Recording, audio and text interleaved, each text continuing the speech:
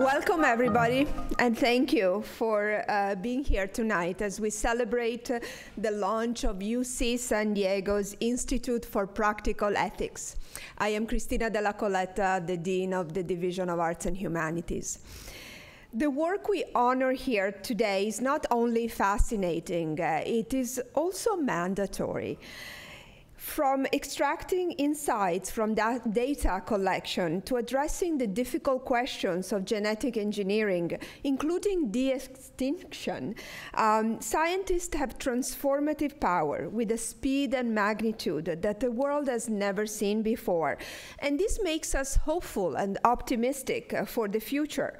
But the difference between optimism and wishful thinking is analysis, diligence, and preparation. We can only ensure the impact of groundbreaking research if whether they are positive, if we give it the forethought and the discourse it deserves. Through this institute, we focus our efforts to see that the scientific progress of both our university and the global communities will include a benefit all people, that our curiosity will be matched by empathy, and that good science remains responsible and socially conscious science. With new knowledge come new responsibilities, and we have a duty to study this responsibility as much as we study our world. And we also have a duty to our students and society as a public university. UC San Diego will lead, helping our students understand and get in front of all these new responsibilities, so they too will be a defining voice on the ethics and social impact of cutting-edge science and technology. And the Division of Arts and Humanities is really a unique and perfect home for this institute.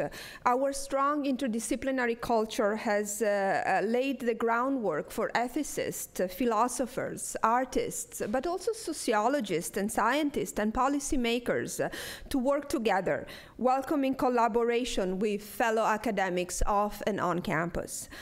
For instance, one of the Institute's first initiatives is analyzing the social implication of active genetics, enabled by the university's partnership and collaboration with the newly launched Tata Institute for Genomics and Society.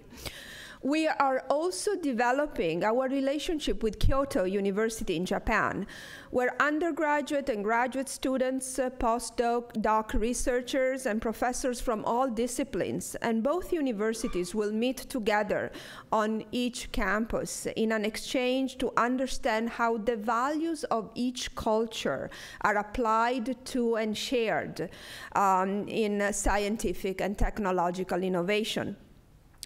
Through these relationships and more, we're forming an institute that bridges the sciences and the humanities for social good. We have the potential to inform and drive policy and action through independent academic inquiry, and we can form a trusted, clear voice in communicating science and truth to the public. I firmly believe that this will be the location that the world will turn to for all ethical questions, a place that will be relied upon by the public and in public debate. And all of this would not have been possible without the generosity and dedicated effort of our initial supporters, Joel and Anne Reed. Having community members like them, and you who care about and contribute to the direction and work of the university is what makes this possible.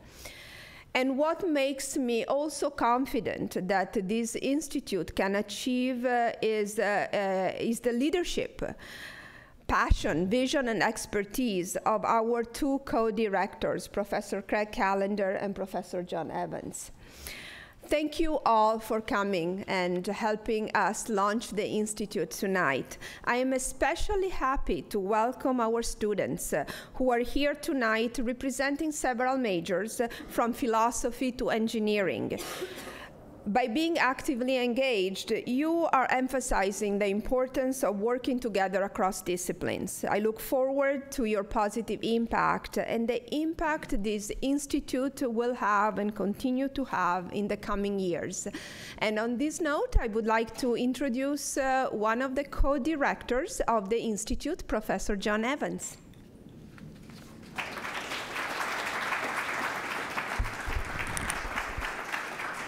Hello, I'm John Evans. I'm, as was just said, the co-director of the Institute for Practical Ethics, and I want to speak very briefly about the overall vision for the Institute, which is to engage in a truly holistic analysis of the ethics of science, technology, and medicine. And we've already built, I believe, one of the most strongly cross-disciplinary institutes at the university with great intellectual breadths. On the one hand, we enjoy the sponsorship of the Division of Arts and Humanities, reflecting this deep connection we have to the humanistic, philosophical, and ethical inquiry. We also have many scientists, many in this room, from multiple divisions on campus who are actively part of our mission. Also critical to the division is the support of the Division of Social Sciences. In addition to being the co-director of the Institute for Practical Ethics, I'm also the Associate Dean of Social Sciences, and we have participants from 7 of the 10 departments in that division. We're from an incredible range of departments and intellectual perspectives, from philosophy, public health, sociology, Scripps Institute of Oceanography, theater and dance, communication, biology, history, and many more. So the vision is to analyze a scientific or technological challenge from a natural science, social scientific, and humanistic perspective at the same time. So let me just briefly use an example of human gene editing, which many people have heard about it.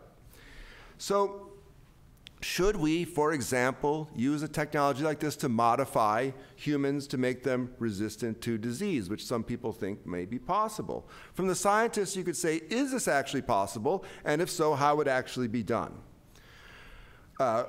From social scientists, you could predict what society might actually do were that to be possible. Sociologists who know about things like people giving advantages to their children could be able to say, in the same way you give advantage to your children by sending them to UCSD, would they be willing to do the same thing through genetics? And from ethicists, we can access long-established ways of thinking about the ethics of a problem such as this. For example, if we're going to use this for curing disease, what is a disease in the first place? So the position of the Institute for Practical Ethics is that we can only steer all of this amazing technological and scientific brilliance on this campus and in the world towards productive ends if we consider all of these perspectives simultaneously. So with that, I turn the floor to my partner in crime, Craig Callender.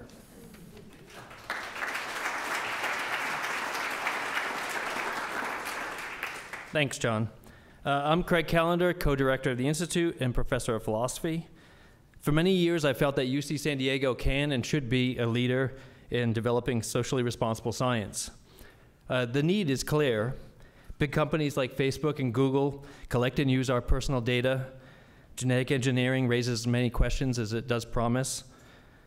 The list is long: self-driving cars, parents with 3 biological babies, climate manipulation, and so on. In each case, we must ask, what are the societal impacts, and what should we do? In the face of these questions, I think it's becoming clear that a new model of socially responsible science is necessary. In this model, ethicists and social scientists are drafted right from the start to work alongside the scientists. And this is happening today, and it's happening at UC San Diego. So right now, for example, ethicists and social scientists are working hand in hand with biologists on what is called the gene drive, a powerful way of pushing a modification through a population.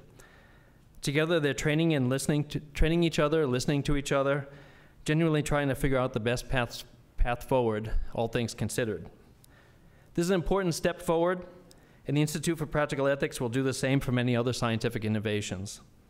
Our goal is that this specific UC San Diego model, featuring partnership across disciplines, active student engagement and learning, and the audacity to take ideas and concepts apart for the improvement of society, that this becomes a paradigm for others to follow. With the establishment of the Institute, UC San Diego is living up to the ideals and examples set by its founders. Roger Revelle discovered climate change, went to DC, came back here as a professor of science policy dedicated to figuring out a way to how to deal with it. Herb York, our first chancellor, worked on the Manhattan Project, which developed the first atomic bombs, possibly the most ethically charged experiment in science ever, and then spent the bulk of his life devoted to nuclear deterrence. Our institute wouldn't exist if many people here didn't share that vision. And so I want to take a pause for a second and thank many people. So I'd like to thank, in particular, Dean Cristina Della Coletta, whose insight, leadership, and enthusiasm for the idea has been nothing short of amazing. I'd like to also thank Chancellor Pradeep Khosla, Suresh Subramani, the Global Director of the new Tata Institute for Genetics and Society, Vice Chancellor for Research Sandy Brown, Larry Goldstein, the Scientific Director of the Sanford Consortium for Regenerative Medicine, and many, many others too numerous to mention, many of whom are here. We also join the Dean in thanking Joel and Ann Reed. We wouldn't be where we are today, nor where we will be tomorrow, if it weren't for their generosity and support. Okay, I'm delighted to now introduce Professor Beth Shapiro. Professor Shapiro is a MacArthur Genius Award winning molecular biologist from UC Santa Cruz. She uses genetic techniques to understand evolutionary history. This work entails using some of the most sophisticated and groundbreaking methods available in genetic engineering, but it also involves flying to Siberia to look for frozen woolly mammoth carcasses. So I think we could just stop and all agree that she has the coolest job you could possibly imagine. The combination of available DNA fragments and new techniques raises the possibility of bringing back these great lost beasts of the past, as well as others. In her award-winning book, How to Clone a Mammoth, The Science of De-Extinction, she thoughtfully explores the possibility of doing so and whether or not we should if we can. With this, Professor Shapiro is the perfect example of the mission of the Institute for Practical Ethics, and we are extremely grateful that she was able to join us on this special day.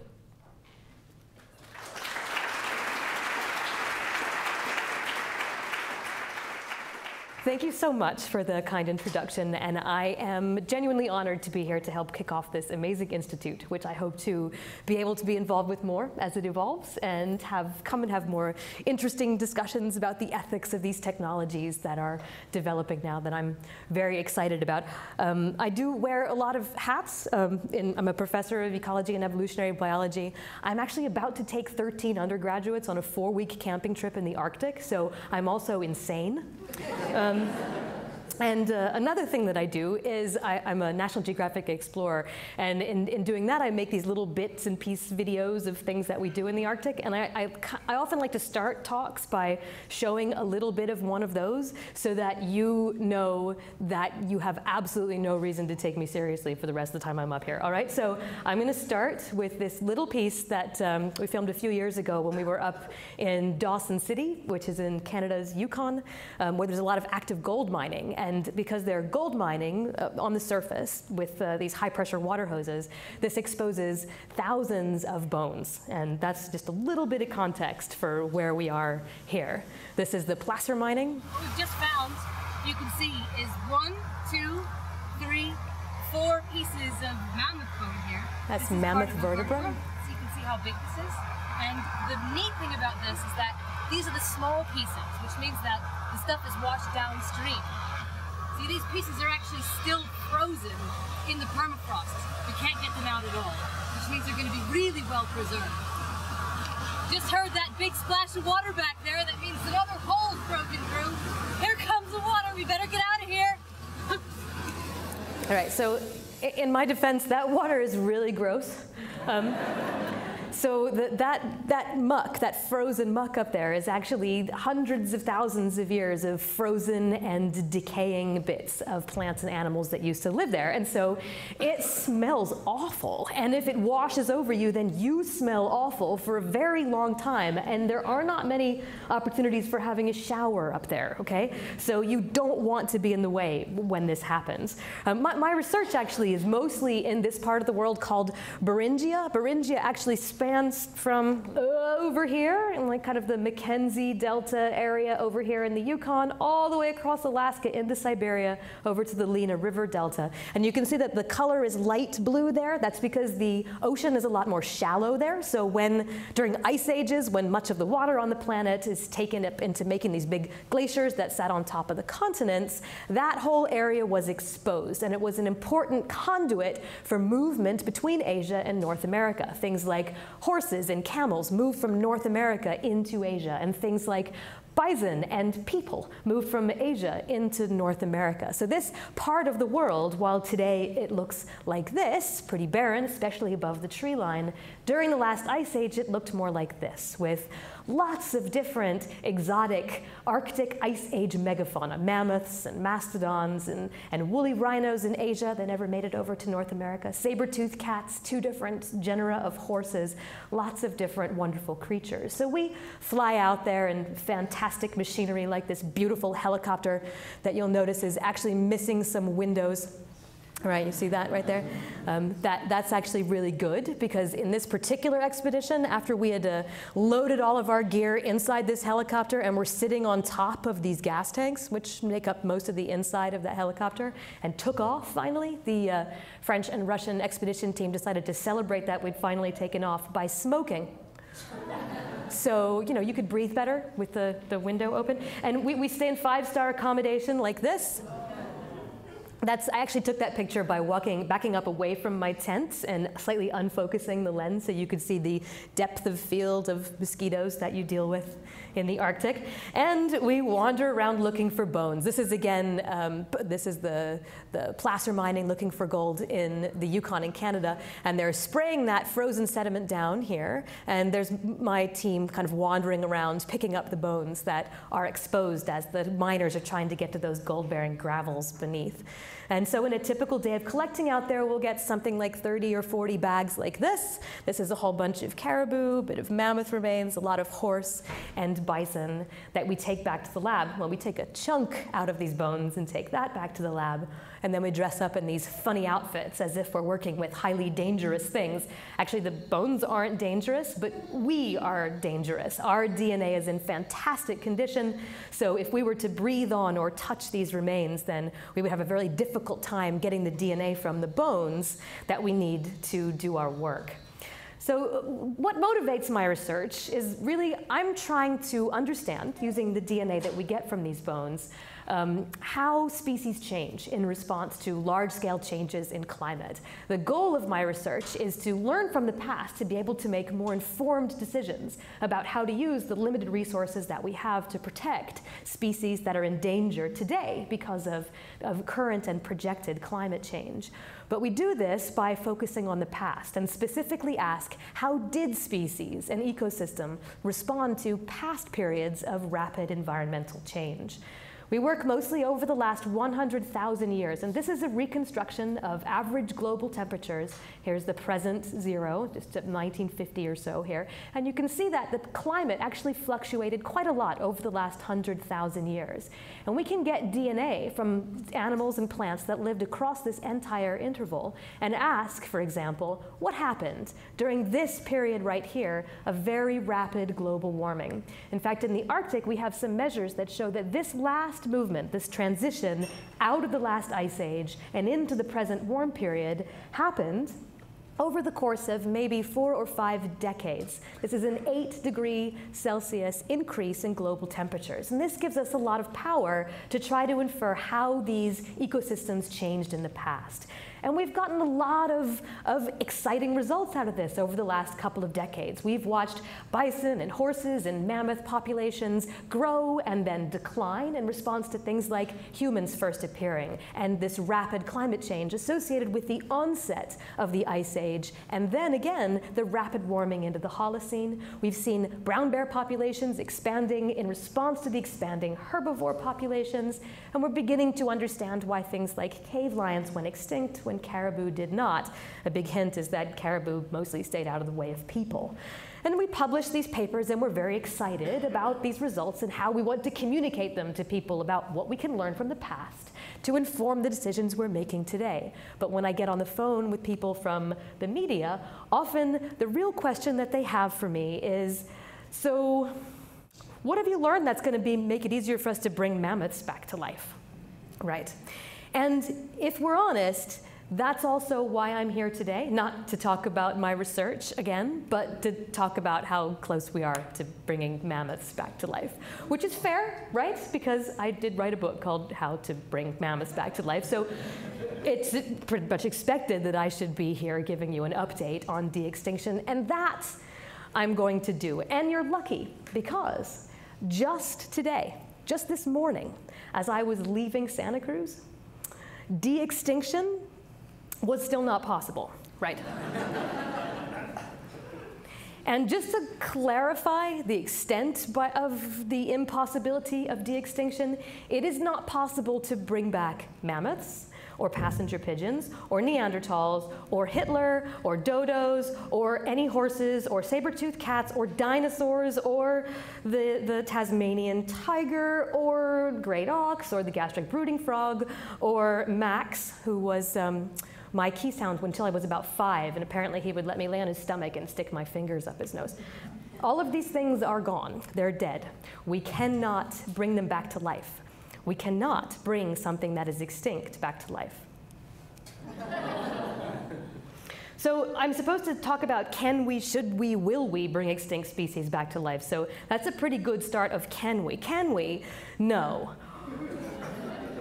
But actually, it's more complicated than that, because the answer isn't really just no. And so I think the way that I decided that I would do this is because it's complicated, it's often just a little bit tricky around the edges. And I'm going to start by talking about the technology. And hopefully by the time we get through the technology, you'll understand what I mean by it's no, but it's also not no, okay? Because I get that that's confusing. So how would we, or does one, plan to bring extinct species back to life? The first thing we think about is cloning. Obviously, we hear a lot about cloning. But cloning is actually a very specific scientific technology known as somatic cell nuclear transfer. So we basically have 2 different types of cells. Somatic cells, which are all of the cells in our body, like heart cells and brain cells and hair cells and liver cells, etc. And germ cells, and those are sperm and eggs. Normally what happens in making an animal is that a sperm and an egg come together, they fertilize this. The sperm fertilizes the egg, and then it starts developing into an embryo. The point of somatic cell nuclear transfer is to skip that part. Instead, you have a somatic cell, like a brain cell. And what you want to do is you want to trick that brain cell into forgetting all of the instructions necessary to be a brain cell, because different types of cells have different instructions, different genes turned on and off to different extents because they have to do different things. So you want to trick that cell into forgetting those instructions and resetting, becoming the type of cell that can then start to divide and differentiate and become every type of cell that's required to make an organism. So who's the most famous clone? Dolly, right. So how we make Dolly, what happened here was the donor of the somatic cells, the clone that Dolly became, was a particular breed of sheep. And they took some cells, they were mammary cells in this case, and put them in a dish and starved them of nutrients. So you've got cells that are starved of nutrients. At the same time, they took a different sheep. It doesn't have to be a different breed. In this case, they used a different breed so they could see at the end what the results were. But they took a different breed of sheep, and they took egg cells that were ready to be fertilized, but were not yet fertilized, and sucked out that nucleus. This is the part that would be fertilized by a sperm. Then they had this empty, ready-to-go egg cell, and these other cells here that are starved of nutrients, stick them next to each other, zap them with a bit of electricity, the cell wall opens up, and this nucleus from this starved cell dumps into that egg cell.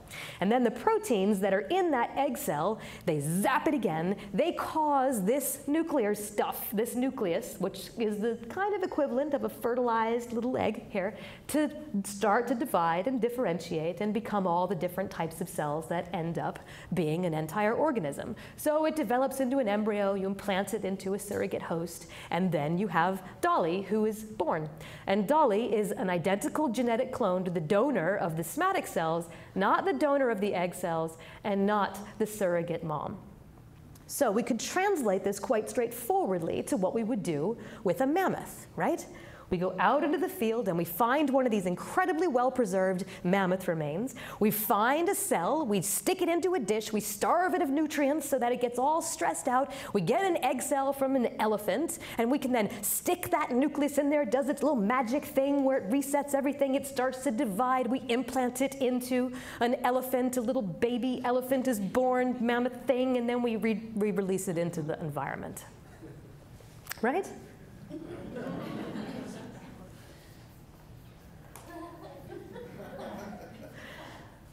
So here's the first problem, right?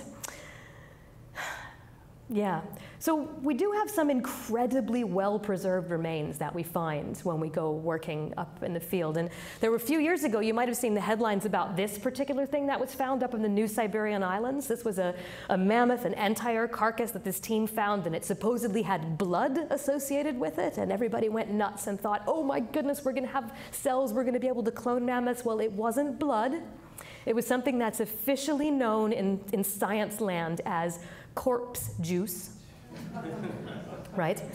Didn't have any living cells in it. And none of these things, despite how well preserved they are, actually have any living cells. The problem is that as soon as an organism dies, there are enzymes in our own bodies. There are enzymes released by the bacteria that live in our guts. There's radiation from the sun. There's freeze-thaw action. There are fungi that colonize and bacteria that colonize those specimens. And these things immediately start to break down those cells and to chop up the DNA into smaller and smaller fragments. And while we're alive, DNA you can think of as really nice, long strands of streamers. When we're working with ancient DNA, this type of DNA that we can get from these remains, it's more like confetti, right? But not nice looking confetti like this, more like the confetti that you would find like in the gutter the day after a parade, you know, when it was raining. So it wasn't in San Diego, it was somewhere else, right?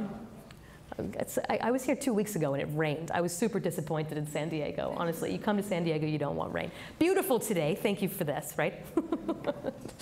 But anyway, this is what we end up with, these tiny little broken bits of DNA. And where we have tiny little broken bits of DNA, we especially are never going to find intact chromosomes or intact nuclei or intact cells. And where we don't have any intact cells, we cannot make a clone. This scientific process simply doesn't happen. We will never clone a mammoth. Sorry. Thank you for coming. Just kidding. Obviously, just kidding. All right, so we know, though, that there are all these new technologies and new approaches, and these are some of the things that we're most scared about here. And so the way that people are thinking about resurrecting extinct species now is to use these genome editing technologies, CRISPR-Cas-based technologies. And we can go out into the field and we can collect these incredibly well-preserved bones. And over the last 5 to 10 years, people have used these tiny little chopped up bits of DNA to assemble high-quality mammoth genome sequences. In fact, there are 5 published high-quality mammoth genome sequences, and there are several published high-quality elephant sequences as well. And so what we can do is we can take those sequences that we have for mammoths and that we have for elephants, and we can line them up next to each other in a computer and scan along them looking for where they're different from each other. And when we find important places where they're different from each other, we can then use this genome editing technology to swap out the elephant version of those genes in elephant cells for the mammoth version of those genes in elephant cells.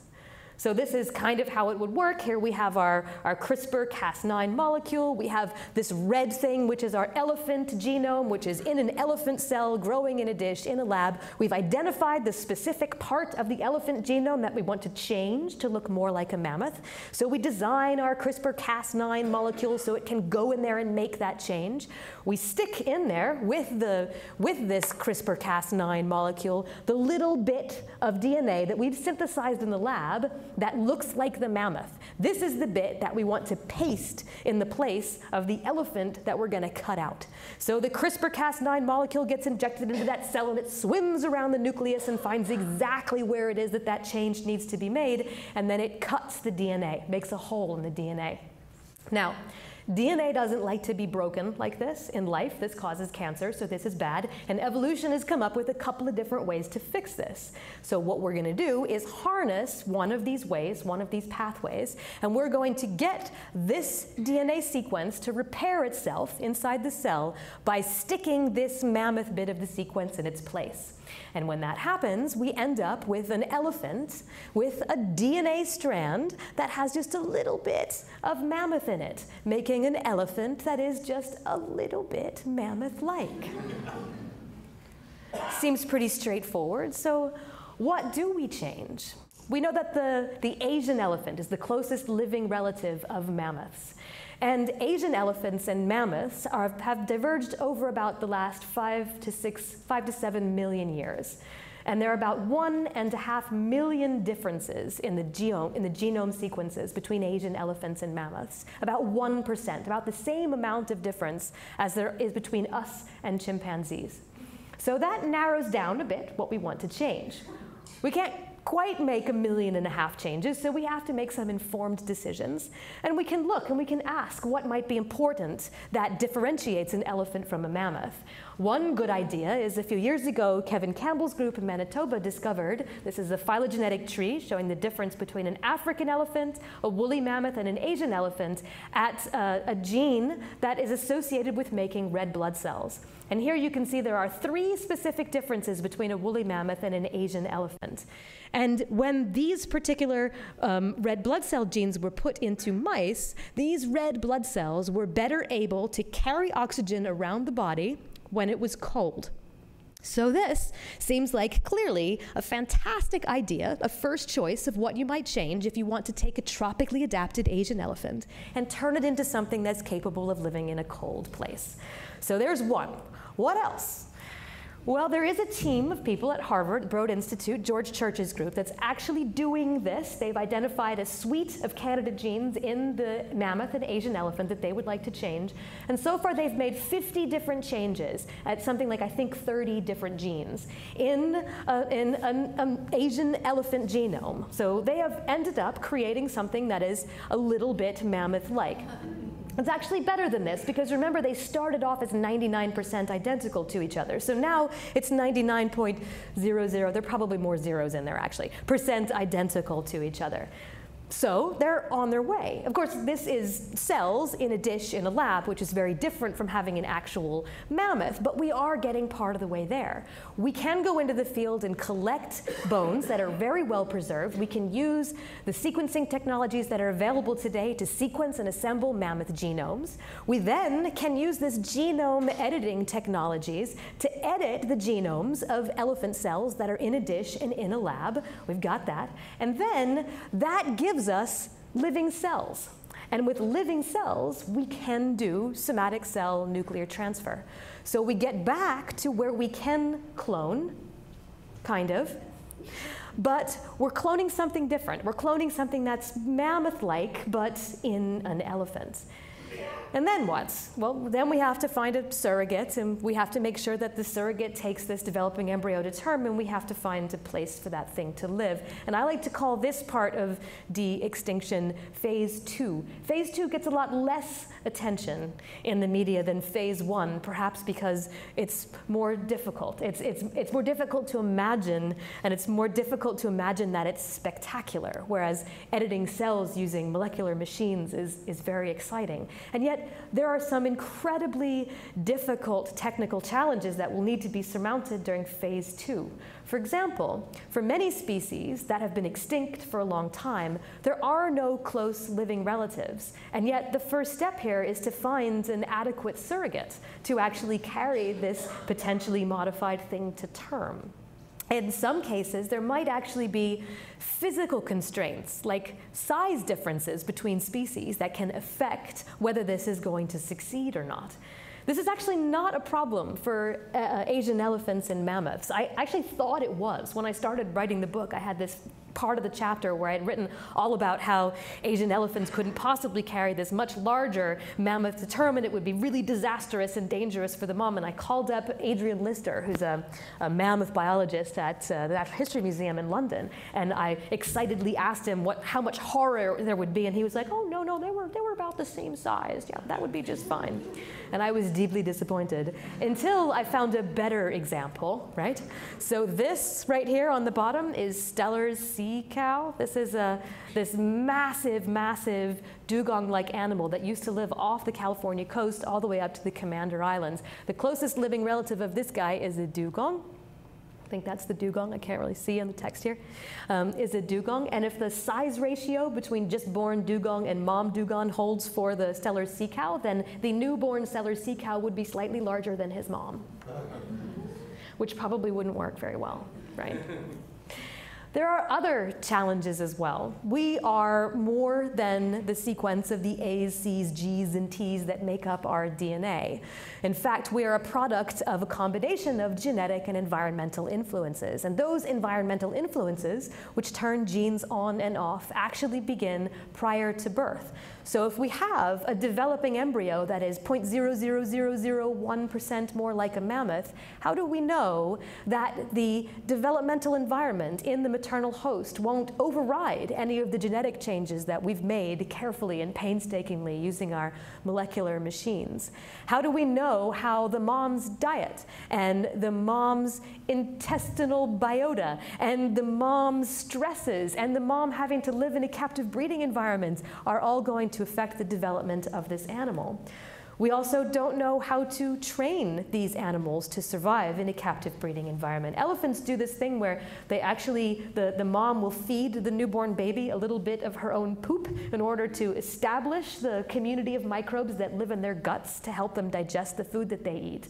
This is going to be a very different community of microbes than a mammoth would have received if they were living on the steppe tundra of Siberia. And we really don't know what the influence of that might be. The animal will have to learn how to be a mammoth living in a social community of elephants. And again, in this odd captive breeding environment, which isn't necessarily good for elephants. And this really, with mammoth cloning, is where I personally draw the line. We know that elephants don't fare particularly well in captive breeding environments. And right now, there isn't a way that we could do this without using elephants in a captive breeding environment. When George Church gets asked this particular question, he just says, oh, we'll make external placentas. We won't have to use elephants at all. Well, that would be great, yeah, but I don't think we're close to that either, elephant-sized placenta. It'd be cool for science and for learning about, for us even, it would be great to have these external placentas. But somebody laughed. That was somebody with kids. I have two. Yeah. Yeah, never mind. Seriously though, and for all of the different species that one might consider for de-extinction, there are going to be different considerations, different technical hurdles, different ethical challenges, and even different ecological challenges that will be faced. This map here is the part of the world that used to be inhabited by the passenger pigeon, which is another species that is commonly talked about as a potential candidate for de-extinction. These passenger pigeons were a species that flocked in the billions. They went in a single flock that was that big, from masting tree stand to masting tree stand, consuming and destroying everything in its path. It's difficult to imagine where in this part of North America you would put a flock of 3 billion passenger pigeons today. So these are all different things to consider when we start thinking about de-extinction. Technically, is it possible? Technically, some things are possible. And for each species, there are different things that aren't possible. The ethical challenges abound, though, and the ecological considerations are part of those ethical challenges. And it's institutes like this here that allow us to sit back and start thinking about these challenges. Now, I said before that this is something that is difficult. This is something that's hard. And this is something that doesn't really have a yes or no answer. And I hope that now that we've seen some of these technical challenges, you can understand a little bit better what I was saying. If we were to do this, if we were to take an elephant and change parts of its genome, little tiny bits of its genome, make it hairier, make it have thicker layers of subcutaneous fat, make it able to live in the habitat where a mammoth once lived, will we end up with something that's a mammoth? Or will it still be an elephant that has a little bit of mammoth DNA? Or, perhaps even more difficult, will it be something else? Will it be a different species, a new species, a new thing? We like to categorize things. We like to know when something is a species or not because it tells us how to deal with it. And if it is going to be something new, who is it that gets to make that decision about what we're going to call it or how we're going to treat it or even what it's going to be? Who gets to decide which species are going to be brought back from the dead? These are all very difficult, challenging, and pertinent, and I dare say, as this technology is developing, important questions. Will this be something that's led by scientists, biologists, teams of people, sociologists, humanists, conservation biologists, or will it be something that's led by some rich billionaire who decides he wants to bring a mammoth back to life? Or by a VC firm who decides that they have the money to invest in this because it's certainly not getting funded by public funding agencies, at least not at this point. And if a billionaire or a VC firm wants to get involved with bringing this back to life, then an important question might be, can it be patented? Is it a natural product? Is this something that someone can decide what to do with? Will it be a genetically modified organism? We have difficulty with this. Actually, this is one of the questions that's easiest to answer because things are not actually given the label genetically modified organism and therefore regulated by the FDA, the Food and Drug Administration, unless they would be brought back specifically to be a food or a drug. So in the case where we're bringing something back because we want to see it reestablished in a habitat or we want to put it in a zoo, it's neither a food nor a drug, so it would be regulated under environmental laws. In that case, would we be able to see it protected by the Endangered Species Act? Well, here we have yet another series of questions. First, is it a species? We haven't really answered that. And second, is it endangered? So we don't know anything about how to deal with these products of the types of science that we're just thinking, coming to terms with how to do. We also don't really know what we're still missing. Epigenetics is how genes are turned on and off. This is regulated by the developmental environment during prenatal development, by the foods we eat, by the microbes that live in our guts. What are we missing when we're trying to reconstruct what's something that's extinct, that's potentially been extinct for tens of thousands of years and lived in a habitat that is extinct? What are we missing from part of that? And how do we know that if we change part of the DNA, it's not going to have completely different effects than the phenotype that we're expecting?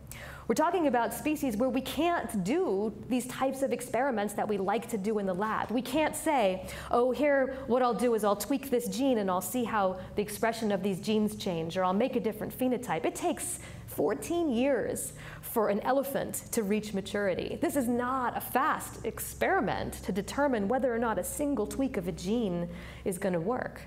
And not just thinking about the animal itself or the DNA that we're changing, what effect would releasing a species that's been extinct for thousands of years have on the ecosystem into which we put it? These are all important questions that institutes like this are going to be tasked with convening teams of people to discuss. And I think this is vitally important as we think about this technology.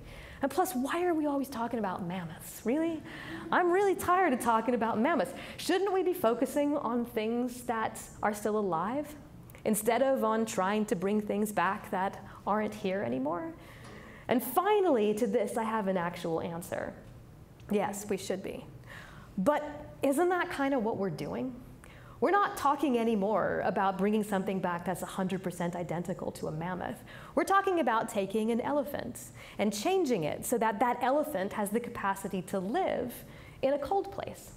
And maybe there are situations where this sort of technology, which I think is better termed, there's a term that people like to use for this, as genetic rescue, which I consider to be like de-extinction but possible.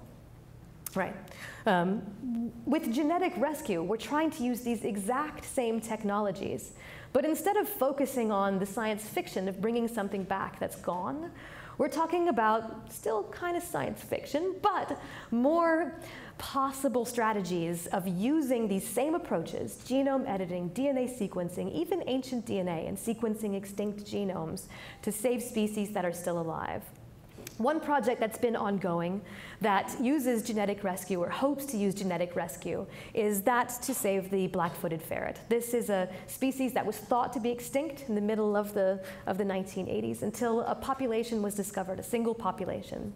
It was immediately put on the Endangered Species Act, and a captive breeding program was begun, and it's incredibly successful. You can make lots of black-footed ferrets. But as soon as black-footed ferrets get released into their habitat, they get sick, they get plague, and they die. There are two ways that genetic rescue can be used to help and save the black-footed ferret. First, one of the major problems with the black-footed ferret population is that it completely lacks genetic diversity. The only remaining population had been through a very, very strong population bottleneck, lots of inbreeding and purging of diversity in the genome, including at parts of the genome that provide resistance to disease. But there are preserved black-footed ferrets. For example, there are some here in the frozen zoo at the San Diego Zoo that Ollie Ryder, who's sitting in the audience, runs. And these black-footed ferrets contain diversity from the past.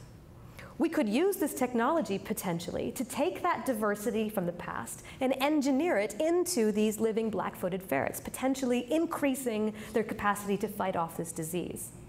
Another way that we could use this technology for the black-footed ferret is that domestic ferrets have a natural resistance to plague. If we could identify the parts of the genome that cause this natural resistance to plague, we could then engineer that into the black-footed ferret population, potentially giving it its own genetic resistance, moved between species to the disease that's killing it. This is one example, and there are many examples that I can think of where in today's society, in the world that we see today, where there are many species that are suffering, we could use this sorts of technology. Just a few examples. We know that coral bleaching is a problem. Steve Palumbi at Stanford's doing some fantastic work to identify alleles for heat resistance, heat tolerance among these corals. If we could find what they are and move them between coral species, perhaps we could save more coral species from extinction. Black abalone are suffering from wasting disease. If we could identify genetic resistance to this withering syndrome, maybe we could move that into afflicted populations. And the images on the right just show this incredible devastation that happens because of spruce bark beetles across the western part of North America. These are examples where if we could do the hard work, and it is hard work, we don't know what the genetic resistance to these particular diseases are, and it will take money and time and effort and engineering to figure the solutions out. But I think we should stop thinking about engineering and bringing back species and start thinking about engineering traits. We can't bring something back that's gone because it's gone. Not a whole species, not 100% identical, but we do have the technology, the developing technology, and we will have better technology to be able to resurrect some of these extinct traits. So if we ask the question at the end, should we do this? I think that the answer there is yes. As I said, there are many different technical hurdles that we still need to find solutions to. There are ethical challenges, and these ethical challenges vary by what species we're talking about, what situation we're talking about. And of course, there are ecological challenges. But institutes like this one will help us to identify the risks, to be able to find solutions to the problems that we identify, and to bring together the right group of people to actually have these discussions before any of this is possible. And this is vitally important to being able to move forward with these sorts of technologies. I'm not saying that it's not going to be risky. There is a tremendous amount of risk associated with adopting any sort of new technology. But what we're doing today, hesitating and wringing our hands and worrying, is also risky. Because while we are not doing anything, species are disappearing. I think it's worth the risk. Thank you.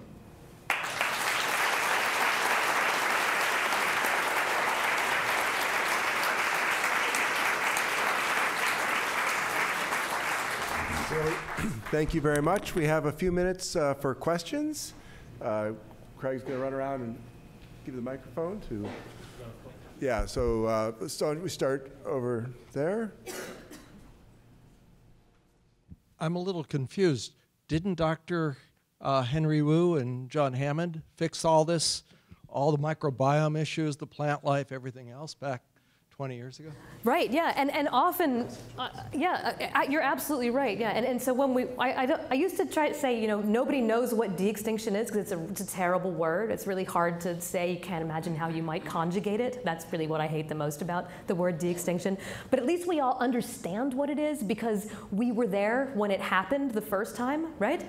And with Jurassic Park is what he's talking about, right? Yeah, and that went remarkably well. I think we remember, yeah. No problems at all. Right. So in terms of justification, ethics of gene modification and manipulation of DNA, it seems to me rescue is a splendid term because in biological sciences what we know is that if we say we're going to fix a disease or stop a disease, there's general ethical applause. If we say we're going to change something that doesn't necessarily need to be changed, then there's a lot of fright. So I would say that your approach to rescuing is a splendid approach, and the forest in Wyoming is a great example. So I think that solves a lot of ethical problems. Thanks. You know, there is some motivation for this too, and I think we often think and fear that we are manipulating things and we're pushing things beyond what we should be doing. But I think what we need to remember is that we as a species have been manipulating the genomes and the evolutionary trajectories of the species that we encounter for as long as we have existed as a species.